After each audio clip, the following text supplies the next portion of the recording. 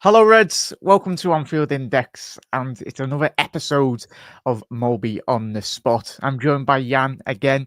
Apologies, he's no Trev, but Trev, if you see mate, hope you're okay. And obviously, Trev will be joining us next week as well. But Jan, hope you're well, mate. And how have you been? Obviously, we've got a lot to speak about. I know you enjoyed that result last night, mate. But how have you been? Hope you're well. Yeah, good evening, Jack, and welcome Yeah, to the show. There's always loads to talk about, isn't there? I mean, it's an extremely busy period, and almost with every match, every result, there's added things to talk about, isn't there? And I'm sure we're going to go through most of them this evening. So, yeah, yet again, I'm looking forward to it. Shame about Trevor, but we'll make the most of it, Jack. Without him, we will. yeah, it's all good, mate. All good. Look after yourself, Trev. And yeah, it's obviously it was a big result as well, Reds. If you are watching on the repeat, do get your comments in the comment section below. Obviously, if you can support, obviously Anfield Index with super chats. If you are watching on YouTube or across all social media platforms, do drop a follow, do drop a like and subscribe as well. Trev and Jan will be taking you through this season. We have an exciting season already has been, but obviously if you're just newly discovered an Anfield Index, Jan and Trevor have been going for a very long time on the Anfield Index. But yeah, plenty of content to get stuck into on Anfield Index across all social media platforms. But Jan, we'll get straight into obviously we'll review a couple of the games, obviously of Liverpool, but obviously the draw against Aston Villa, it was a difficult draw to say the least. Yeah, but I think in hindsight is a wonderful thing in football. Obviously, going away to Villa Park, one of the most difficult grounds for me in European football. The job Unai Emery's done, mate. How did you feel Liverpool adapted to that game, mate? If anything, I was probably a little disappointed with the results, and that's only because we created the chances to win the game. Yeah, And I think when you do that, I think you're entitled to be disappointed.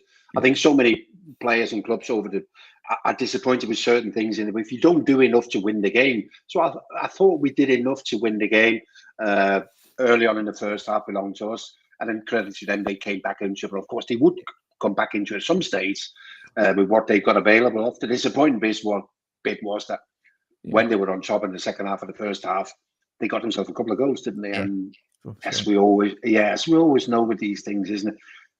It's a Mm, mini mountain to climb yeah, when you're getting beat 2-1 away from home, isn't it? But we yeah, did it, and as I said before, there was a couple of chances. I just thought we left a couple of chances at Villa Park. And then having said all of that, you know, the last two efforts on goal in the last minute both belonged to them, yeah, didn't they? So yeah, it's kind of, yeah, you know, if I'd have been a player in that game, Jack, yeah. I'd have gone, let's go in that dressing room, let's have a shower, and let's go, and let's look forward to the next one. Yeah, it's quick. Just quickly touching on too much, mate. But obviously, the job in which Unai Emery's done, and obviously we'll wax lyrical, rightly so, about Arnie Slot and tonight, and I think all of us will if he does the business. All the lads do the business this season. That would all hope, mate. But how, in terms of obviously how.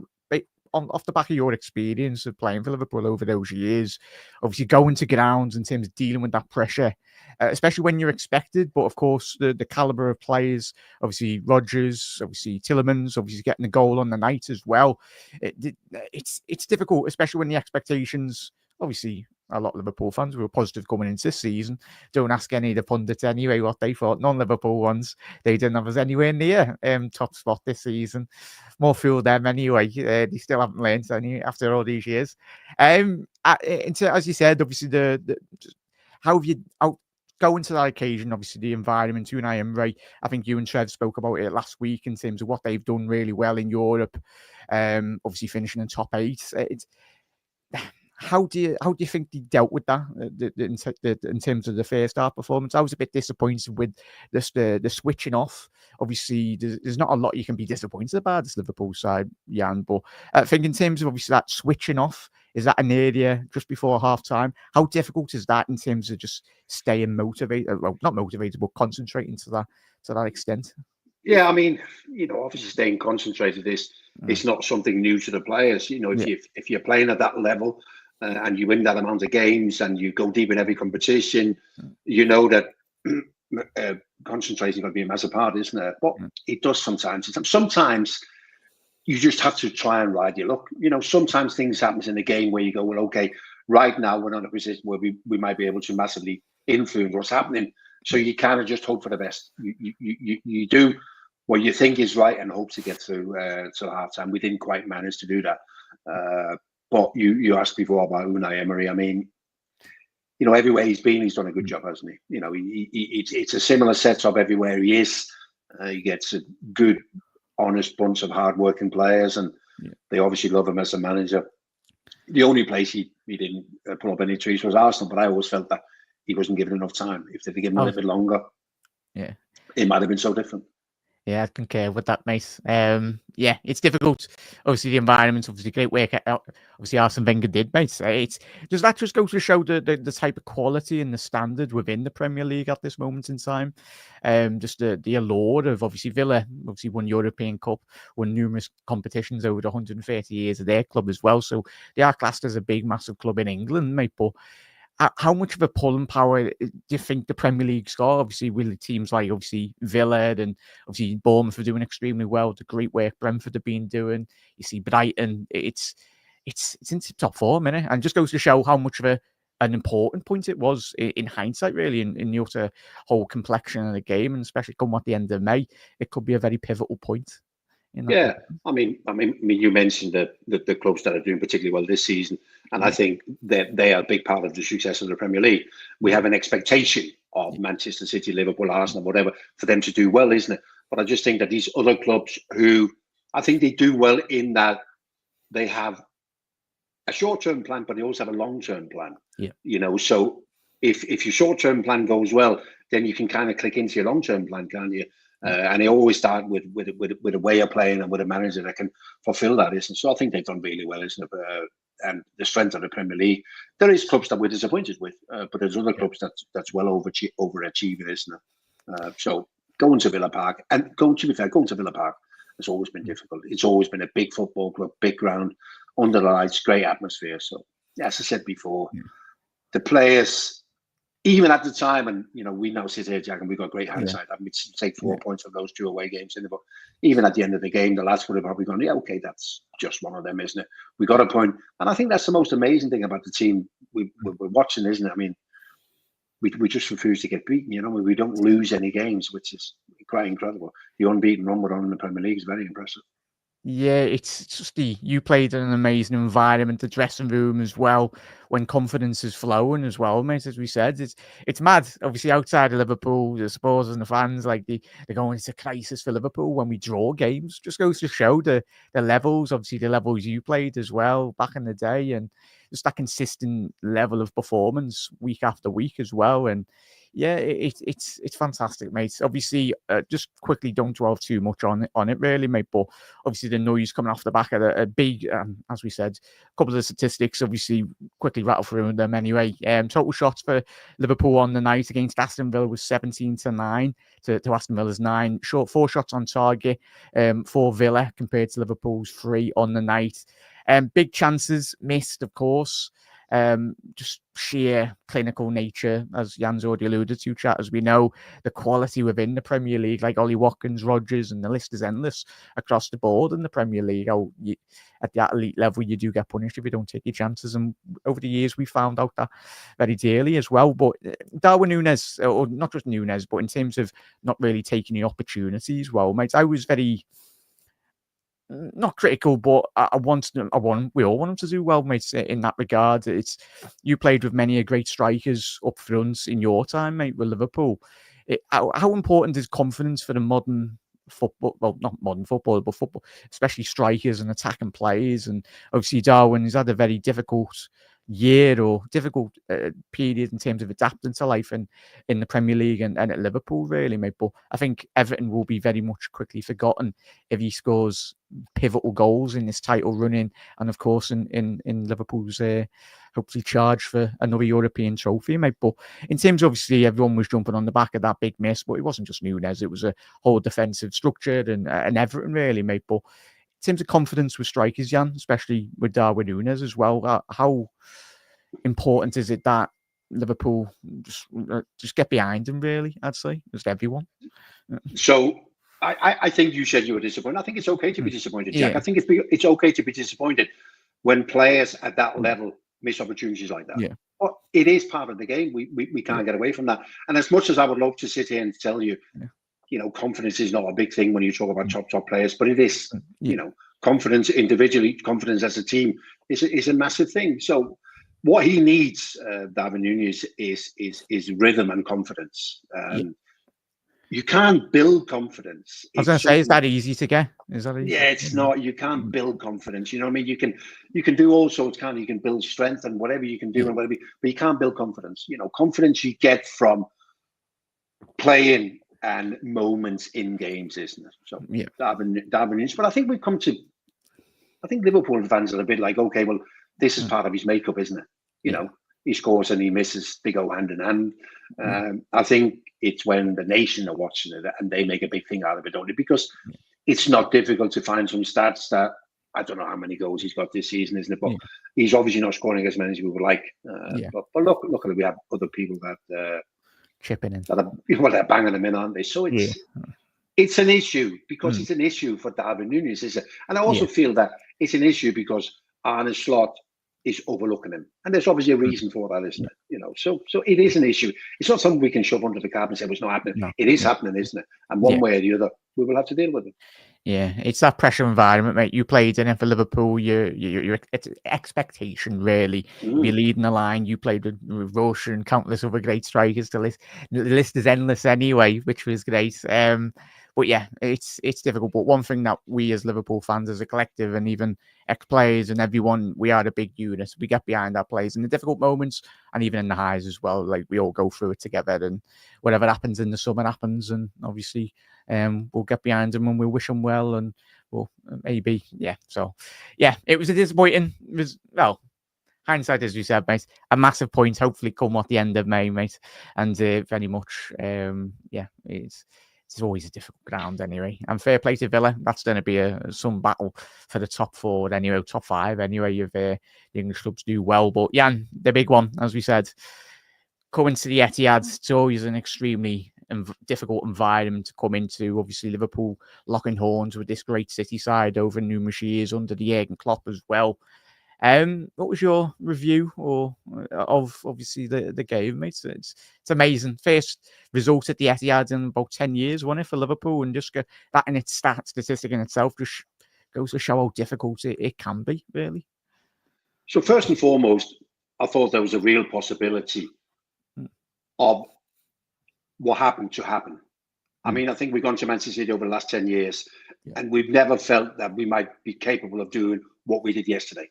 But I felt before the game, because of what we've seen this season, that there's a real opportunity here that we might just go to Old Trafford and outclass them. And I felt that's what we did.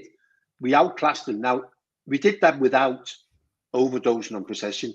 We didn't have a load of shots, but we just had complete control. And even at the stage in the second half, it's not a turning point, but I think the third goal that gets disallowed because of offside, which is the correct decision.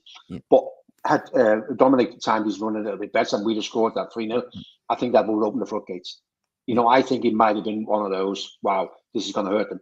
But the fact that that goal was disallowed, and it was the only time inside the stadium that the crowd were lifted.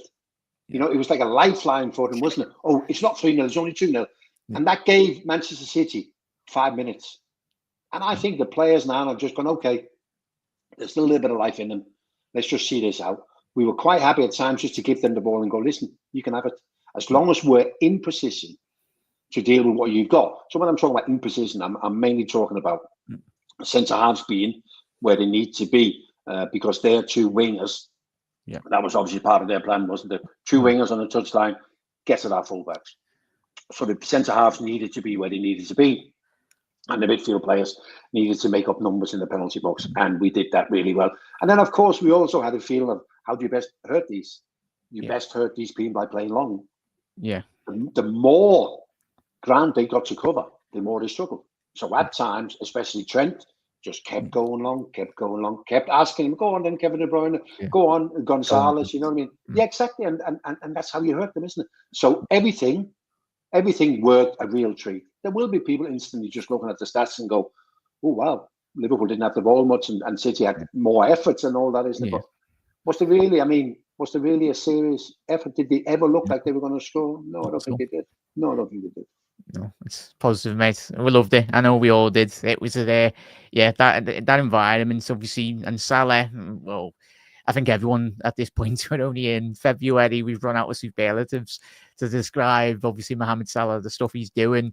Another goal and assist for Mo, and especially getting that nice early goal. You've been to many a great stadiums, big finals as well with Liverpool, and really getting early goals. It just zaps the crowd, and as you said, the crowd after obviously getting that disallowed goal really got them on song. Obviously, Marmoush one, but it wasn't to be, mate. But Mohamed Salah, mate, in terms of just how good can a season be, mate? It's absolutely phenomenal, mate. It's Can you describe? Have you got any describing words left as to how good is he? Or well, that's just. I mean, obviously there was a discussion yesterday about how good he is, and I think you always got to be careful with those comparisons because there's nothing to be gained by it, is it? We're fortunate as a football club that we've had an awful lot of great players, and hopefully we'll continue to have great players. But of course, right now it's very raw at the moment, is because it's happening right in front of our eyes every time we play. Most scores and most assists, isn't it? So of course, there's this thing about how good is he and what. The good thing about this is that this doesn't look like it's about to end, does it? And I'm talking about just this season, because that's the only bit we're guaranteed to have him, isn't it? Yeah. So we got another 3 months, and this doesn't look like it's about to end, does it? He's still got the hunger. He's still got that knack to be in the right place, isn't it? So I mean, what is it? Do you know, Jack? Is it 50? Is the 50 goal involvement? Is something ridiculous. I think obviously that is ridiculous. That is ridiculous. It's crazy, mate. I think obviously, in terms of there's an analysis really in regards to, I think, for the last couple of years, obviously 7th, 8th season wonder with Mo anyway. And in terms of obviously there's discussion in terms of his contract, but in terms of you as obviously being a player for Liverpool, playing at that elite level. It's obviously with the sports science and the development of modern football in terms of the longevity of players now. If Mo is to hypothetically get a new contract, do you anticipate him to continue this output in terms of just continuing to lead Liverpool from the front line and obviously keep on scoring all these goals from your point of view? So obviously, we would mainly have to guess on that, Jack. What is he capable of beyond this season, isn't it? The club will be in possession of some stats, but I would suggest that all those stats would only point one way, isn't it? That this guy is more than capable of at least keeping this up for another couple of years. And I think a lot of people would look at it and say, well, should Liverpool renew the contract with Mo Salah? It is 3 years, and you get 2 outstanding years, and then you get a declining year. I think people can live with that. Obviously, the big gamble is that because it will happen at some stage. But Cristiano Ronaldo is still playing somewhere banging them in at 40, not quite the level that Mo plays at the moment. So every now and again, you get them. You get people who just breaks the mold and they carry on. I mean, for all what we talk about and the amount of football he's played, because let's not forget, Mo Salah is available for every training session and every match Liverpool play. So for all the football he's played, and if you compare him with playing Manchester City, another couple of greats, Kevin De Bruyne or Bernardo Silva, and how they've almost ran themselves out of the game. It looks like they haven't got any more to give at the highest level.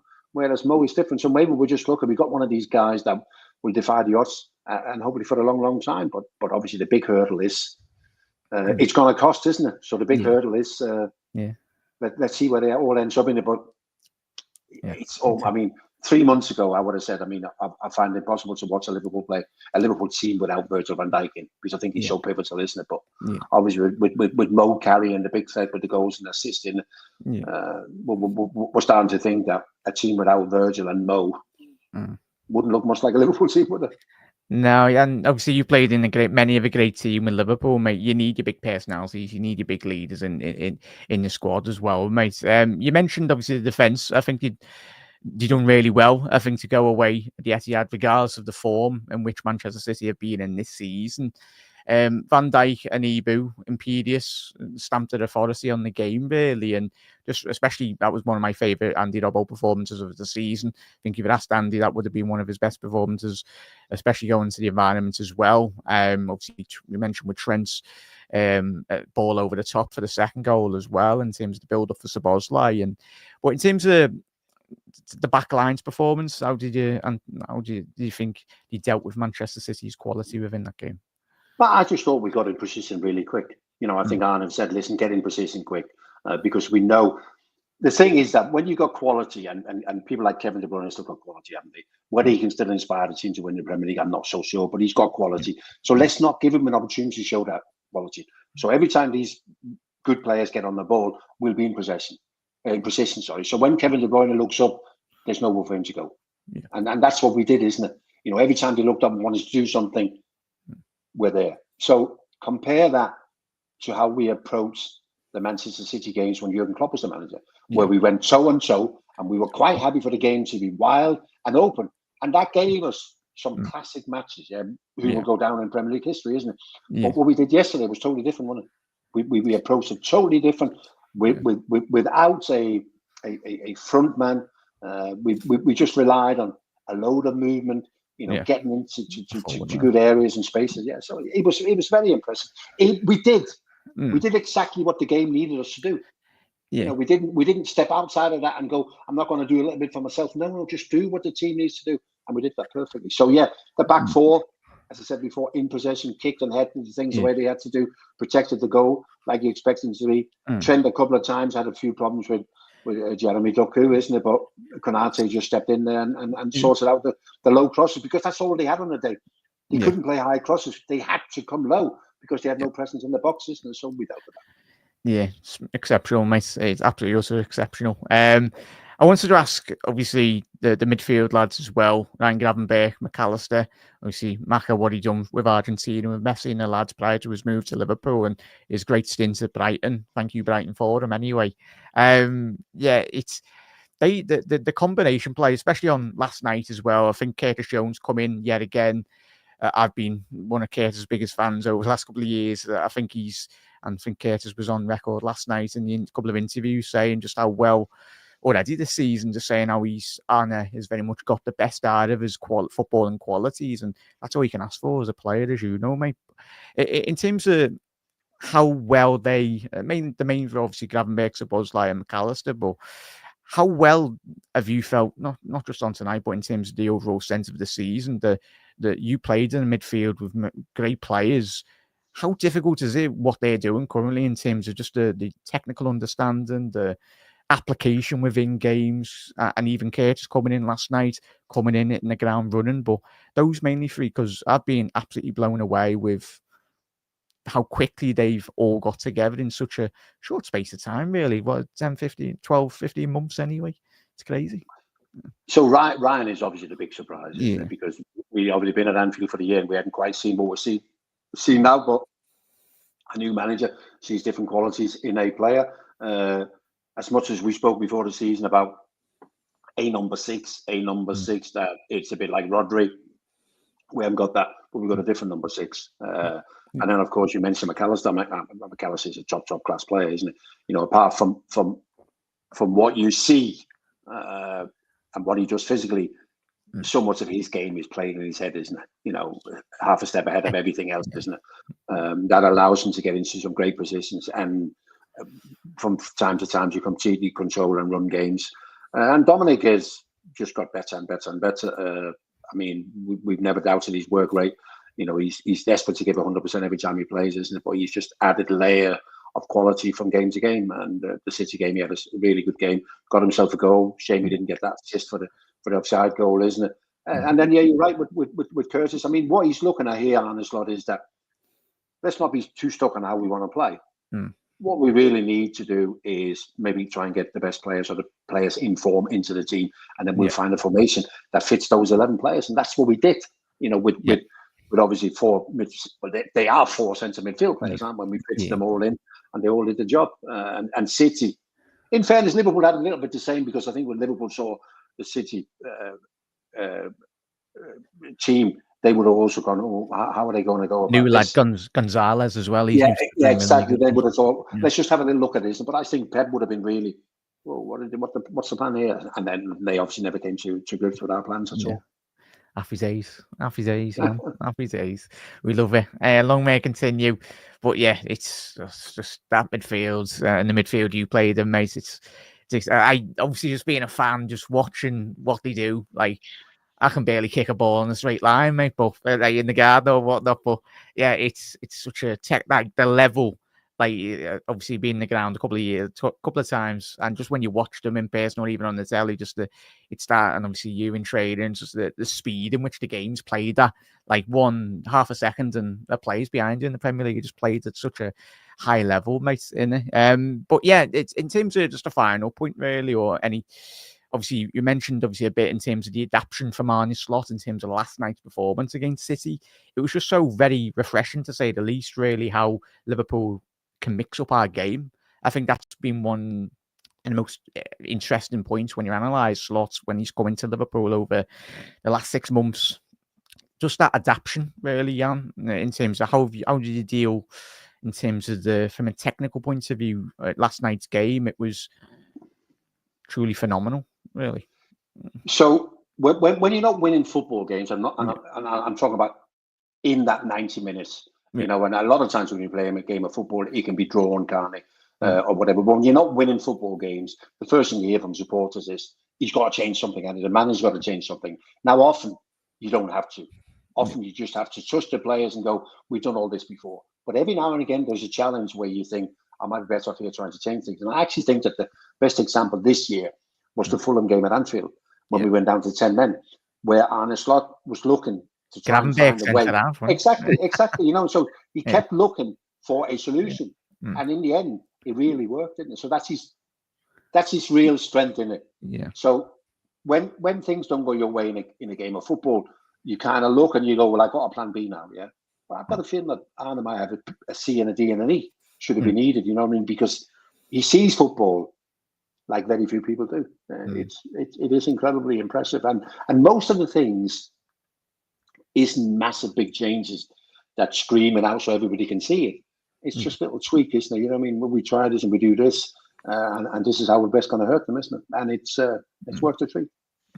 100%, mate. 100%. Chat is absolutely smashing it. If you haven't already done so, make sure you do drop a like on the video as well. As we said, if you do send over a super chat, it's a bit more quicker anyway to support Anfield Index, support Jan and obviously Trev on their podcast as well. Much appreciated. But yeah, obviously concluding, and long may it continue, mate. One of the biggest, as we know, biggest performances of the season to date, really. I think come what the end of the May, this is probably, hopefully, obviously we've had some amazing games, but I think, as we all know, and as you know, most importantly, Anne, is when you go to away grounds, especially in title charges or whatnot, you need to pick up results against the likes of the United, the Cities, the big teams in the Premier League. They're very defining, and as we've seen over the last couple of seasons in the Premier League. In terms of obviously we mentioned obviously Mohamed Salah, but going into the Wednesday night's game, so obviously people have dubbed this very much a curtain raiser, really, for the big one in a couple of weeks in the League Cup final. It's another game. Obviously, we heard Arne Slot and obviously Virgil van Dijk and everyone bigging up the crowd. It's going to be some game, but especially Anfield. Seven games left at Anfield, and let's hope we can do what we want to be doing this season, mate. But you've played in many of the great atmospheres for Liverpool. Like how important going into this game is that Anfield atmosphere going to be till now? Obviously, the game on Wednesday, but going forward as well. So we're led to believe that inside the ground for the Wolves game, that there were some nerves. There were some nerves in the stand, and also Andy Robertson spoke about some nerves. Now, surely this is the end of the nerves, isn't it? Yeah. You know, this is now the home run, isn't it? You know, this is now the bit to be enjoyed. You know, and what better than a Newcastle team? I still firmly believe there's two Newcastles. There's the team that plays at home at St James's Park, a stadium that's very close to being able to create the same intensity as we do at Anfield. And then there's Newcastle away from home, we can still be a little bit hot and cold. I was going to say, what do you want that down to? I just don't think.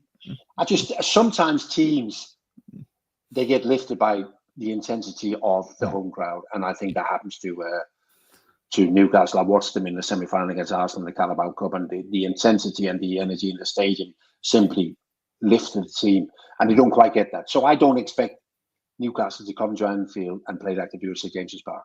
It'll be much more of a get back in position and see what we can do with quick breaks And you do have quick people, Anthony Gordon, Murphy on the right, who, to be fair, is having a fine season, and of course Alexander Isak. And I mean, what a boy he is! Yeah, so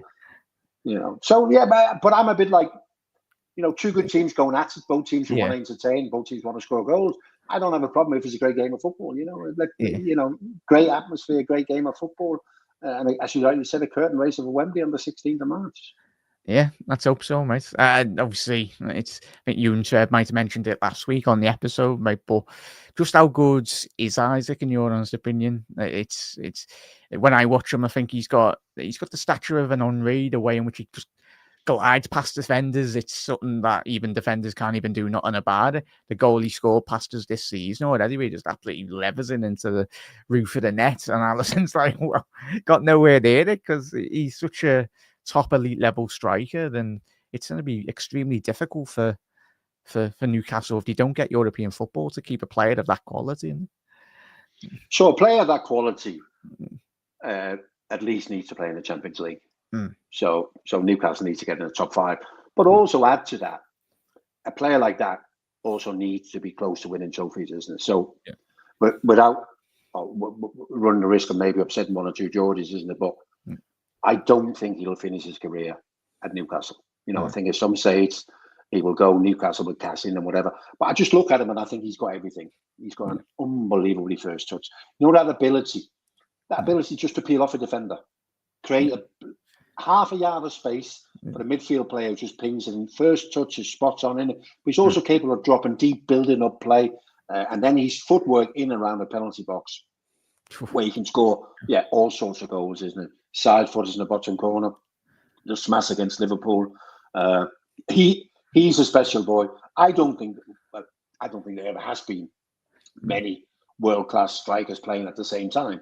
But I think if you're looking around the world, world-class number 9s, there isn't many. And even some of the pretenders, like Benjamin Sesko at Leipzig or whatever, isn't it? If I had to buy one, and I'd be 100% sure, it'd be Isak, because you are 100% sure that this boy is out of this world. There is absolutely no doubt about that. What a player. He's I think if we cast our minds back, that game was one of the very first games. Was at Anfield. Obviously, he was hit and miss in that game, and then a couple of goals are ruled out, and you're like, well, he's only been on the pitch like 10, 15 minutes. That's obviously with the injuries, obviously a time in Spain with Real Sociedad, everyone knew, and obviously, tell you what, Sweden are hard pressed for top strikers at the minute. Obviously, Gyökeres and obviously Isak. Absolutely butchered those pronunciations, so apologies. Scouse Jones as well, anyway. But I think you got the gist of it. In terms of the players, obviously you got Conor Bradley out injured, Gomez, Tyler Morton still out for Liverpool going to game, and Lascelles, Joe and Botman. How do you think, in terms of from a technical point of view, Liverpool will approach the game on Wednesday? It's, as you said, obviously very Liverpool, Newcastle. It's been one of the most famous fixtures for Liverpool in our history in terms of the big goals, big moments. It's just obviously it's massive 3 points in terms of what we want to do, mate. But I do anticipate Eddie Howe's style of football coming up against Arne Slot on Wednesday. So the sensible thing is probably to suggest there'll be one change because Arne Slot is not massively into changes. So if you're looking at potentially one change, could it be one of the 4 centre midfield players who drops out, or could it be Andrew Robertson who gets a little bit of a reader? But having said all of that, we don't have an FA Cup game at the weekend, so it's just how he views it, isn't it? Arne be well aware of what they bring, be well aware of Anthony Gordon's pace on the right and Isak through the middle. I have a feeling that maybe Tonali will come back into midfield. So the qualities that they have. So possibly Gakpo coming back in because he now looks okay. Could that mean Diaz playing centrally? I don't know. Or as I said before, Robertson, although Robertson is, he looks like he's fighting his way through it, doesn't he? I thought he did okay against Wolves. I tell you, Dom needs a good rest, doesn't he? He does, but I don't think you can convince him he needs a rest. You know what I mean? He's got 3 lungs, that fella, anyway. Yeah, absolutely. Yeah, it's obviously it's a great performance. I think Eddie Howe, I think he surprised a lot of people coming to Newcastle as well, really, in that regard. But as you mentioned, the start 11, but it will be interesting. It's another cup final at Anfield, and it's just not just another 3 points. It's a massive 3 points. But this is what Liverpool Football Club strives for, being in these big moments, big environments, and let's hope Liverpool can do the business as well, Reds. Obviously, heading into speaking, Trev and Jan will be next week as well. But I think this game is coming just before the next episode, Jan. Champions League. It was either them or obviously the other teams. Obviously, Benfica. It was one of them. I had a feeling. I think everyone did that. It was probably going to be Paris Saint-Germain. They've been very difficult this season. I think obviously all that money over the years. Obviously, the last Champions League final they were in was against Bayern Munich, Kingsley Coman knocking them out in that final, 1-0 in that game. They just haven't really transitioned. Obviously, they had Messi, Neymar, and Mbappe. Didn't fail to materialise any real impact in Europe. And obviously, Ligue 1 speaks for themselves because the amount of money and the amount of resources they have in terms of competing with the other teams in the league. You've seen Stade Brest and obviously Lille have done well already in this season's Champions League. Thoughts going into this game, Jan? We've had some, obviously, the goals that Bobby scored against Paris Saint-Germain under Jürgen, and we've met them a couple of times over the years, but have for you PSG improved over the last 12 months in terms of Luis Enrique since he's come in? You've got rid of a couple of the big superstars now, and it seems to be a bit more of a collective, more of a team unit. I think this is a monster. This is a monster game. Yeah. They are a really, really good team. I think if you give the job to a guy like Luis Enrique, you have to allow him to do what he wants to do, and he wants a team. He didn't want superstars. He wants a team that's going to work. And I think he's finally getting his message through. I mean, it was what? Game day 5, 6 or whatever in the Champions League when he played Manchester. Or might even been game day 7, actually, when he played Manchester City. And they had to win. They beat them, yeah. Because they were in real trouble of not going through. And obviously they smashed Manchester City, and then they went to Stuttgart the last game, and I think he put 4 or 5 past them. So they're playing well. They got... I'm not over keen on the goalkeeper. Don't know. Never am I. I've never been convinced. You watch him, and some matches where you're like, "What are you doing?" He's absolute giant as well. You'd think he'd cover every corner of the goal, mate. But they've got a right back, Hakimi. What a smart right back! He is a really good player, isn't he? McKinney has been there for years. The midfield. I don't know whether he'll go with his normal 3. I think he might want a bit of physicality in there. So Fabian Ruiz might come in and give him a bit of power. But the front 3 is the 3, aren't they? I know that Kvaratskhelia has only just joined him and hasn't quite settled yet. But we all know what that boy is capable of. He's on his day. And obviously Ousmane Dembele is playing as well as anyone. And then the boy I really like, Bradley Barcola. Playing on the right. How good do you think he can be? He looks special, Jack, doesn't he? He's got a little bit of everything, doesn't he?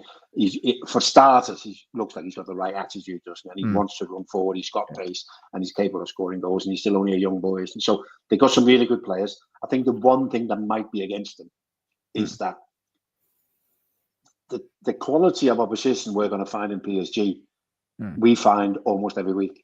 In the Premier League. They don't. This is a massive step up for them to be able to cope with our level, our intensity. So, and the biggest thing, Jack, and I think this is the deal breaker, isn't it? That we play the second game at home. Yeah, it always is, mate. Always is.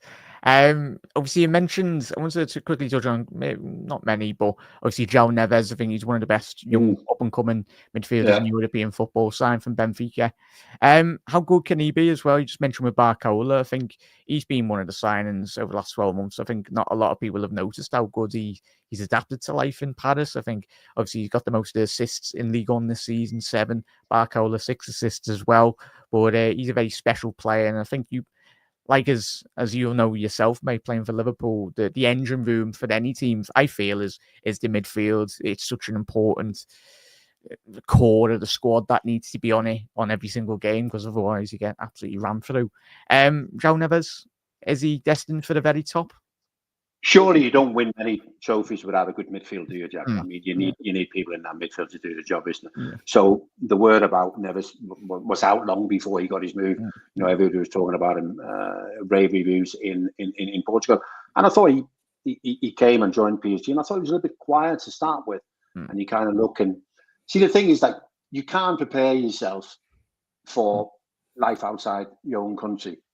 Until you've tried that, and so you think maybe he's struggling one or two things in it. But as the team has progressed, he stepped up, hasn't he? So to answer your question, we had a Neves at Wolves, didn't we? Ruben Neves. So he might be in Saudi Arabia now, wherever he is. This boy is more than capable of at least being as good, but I think he's going to be better already now. Neves never quite. Ruben Neves never quite made the top level. This boy is special. 100%, mate. And obviously Dembele as well. Obviously moving from Barcelona, was plagued with injuries in his playing career, really. But it's good to see that he's getting the opportunity now and certainly would do anticipate him to be one of the key threats coming into this game next Wednesday night, in terms of obviously 17 goals in league on itself, really. But obviously stepping into the position that is being left, the big hole that is being left by Kylian Mbappe anyway. But as we said, or you've just alluded to there, obviously Luis Enrique is building that environment in terms of a good core of good camaraderie as well, but most importantly, getting results on the football pitch. Ousmane Dembele, obviously, I think he can go on the left, he can drift on the right. He's got so much good technical, and we've seen that against Man City a couple of weeks ago as well. In this form, he's worth every penny that Barcelona paid for him when they took him for Borussia Dortmund for 100 and whatever it was. The only thing, Ousmane Dembele, I think, I almost get the impression that he's wasted a couple of his years as a player by not quite getting them ready, not quite being there. And I just wonder whether he might be a little bit fragile in terms of his confidence and everything else. And so I'm thinking, get close to him. Don't allow him. What he wants to do is obviously use his pace, isn't it? And that ability, you say, goes one way or the other. He's capable of going both sides, isn't it? So, I think don't encourage him. Don't give him any encouragement, because if he gets encouragement and you all of a sudden see spaces they can run into, he's going to be a handful. So let's get close to him, close him down, and don't give him any encouragement. I think we might be all right. But in this form. Yeah, fantastic. We've got our key threats as well, so it's not just all about Paris Saint-Germain, as we know. We'll play our game as well, as we all know, mate. But if we can it's such a, especially playing away from home in Europe, and you'll know yourself, and obviously how Liverpool have done so well over the years now, 130 odd years history across every European competition as well. It is special, but in terms of just dealing with that, Liverpool players, it's not new to them. We know what it's all about, really. And I was going to say, you and Trev do score predictions. Could you give us a score prediction for the Paris Saint-Germain game? Hopefully? Yeah, I could. I mean, I have to be honest. I think it's great when you play against a team who've also got potentially great players, because you get a chance to see great players, don't you? And then you also get a chance to see actually how good your players are. So we get some European teams to Anfield, and you hardly know any of the players, but that's not going to be the case here, is it? So we Liverpool fans go into that game, go, okay, well, let's see what Dembele and Bakola, let's see what they got. And also you feel that big players like we've got will use that to step up, won't it? Because players want to go, he's a good player, but not tonight. I'm not going to let him do. So I think the PSG, it'll be a great occasion, a fantastic atmosphere. I think there'll be goals in the game, and I think it'll end up PSG 2, Liverpool 2. Oh, tell you, do you miss the away goal rule, or do you think? I used to watch. I think you as a player, the importance of the rule. I think it does take a bit of the jeopardy out of it, but because as you know, like going away from home, getting a goal, even one goal away from home, was just so pivotal, mate. I do hope maybe one day we might go back to it, but I don't think we will. Just a quite a quick closing one in terms of the Champions League. Has it worked? The adaptation of the new league? Do you think it's worked? Obviously, well, I think the money, we know why it's being adapted. Obviously, the money coming into every club in Europe. We've seen Leo and even Villa finishing in the top 8 as well. It's done really well and given the lesser teams, no respect to any of them, but an opportunity to get into the latter stages of the competition, mate. But how have you gauged the group stage as a whole, and even the draw? Because it took me about half an hour to figure out how the we were getting anyway. It's a couple of videos where I watched anyway. But do you think it's been a success? Really? Obviously, it's been a great success for Liverpool because we come top as well. But in terms of the overall sense of the competition, no, I don't think it's been 100% success. I always think that we fell with the old format. The boring bit was the 6 group games, wasn't it? So what they've done now, they give us another 2 group games. We got a little bit of life in it because unexpectedly some of the bigger clubs were struggling. I'm talking about Manchester City and PSG, where some of the big clubs were struggling, so we got a bit of life in it. Hence the reason that we also got the Real Madrid Manchester City game in the playoffs, isn't it?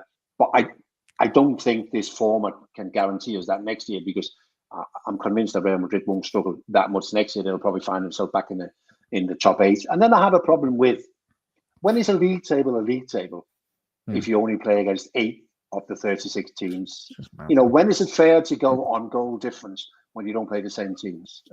But I'm more than prepared, the same as with VAR. I'm more prepared than to give it a chance. And obviously we'll run with it. And eventually we won't know any difference, will it? It'll be all that we know. 36 club league. But the wise thing to do is to do what Liverpool did, isn't it? Just win them all. Win them all. Nearly.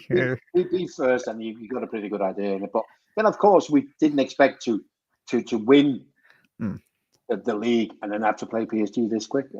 But it's a pretty tough route, isn't it? If we're going to be in Munich, that's for sure. Yeah, obviously, if Liverpool, not to jump ahead of ourselves anyway, but obviously, potentially, we got obviously, any game in Europe is always difficult when, but we're on the side of Real Madrid and obviously potentially Aston Villa or Club Brugge. If we do get past them, but we'll focus on the PSG games, as we know. They're going to be difficult in themselves, as we know, Jan. But Jan, massive thank you for joining me this evening, and hope you have enjoyed it. Massive thank you for coming on, and obviously Trev will be joining you for the next episode. But massive thank you everyone for tuning in this evening. Very much appreciated, everyone. Obviously, if you're newly discovering Anfield Index for the first time, obviously Trev and obviously Jan do Molby on the spot every single week this season, so get involved in the comments as well. But much appreciated for everyone that is tuned in tonight. And make sure you head over to AnfieldIndex.com and head over to subscribe. Obviously, you want to become a pro member. That's £3.33 a month as well, just to eradicate and listen to all the podcasts that we do over there at Anfield Index in their full entirety as well. But Jan, thank you, bud, for joining me. It's been an absolute pleasure. And you'll be back with Trev very soon anyway. Hope you have enjoyed tonight's episode, mate. It's been a pleasure. I was just going to say, Jack, well done, and I'm going to tell Trev he's not needed. Don't tell him that, Trev.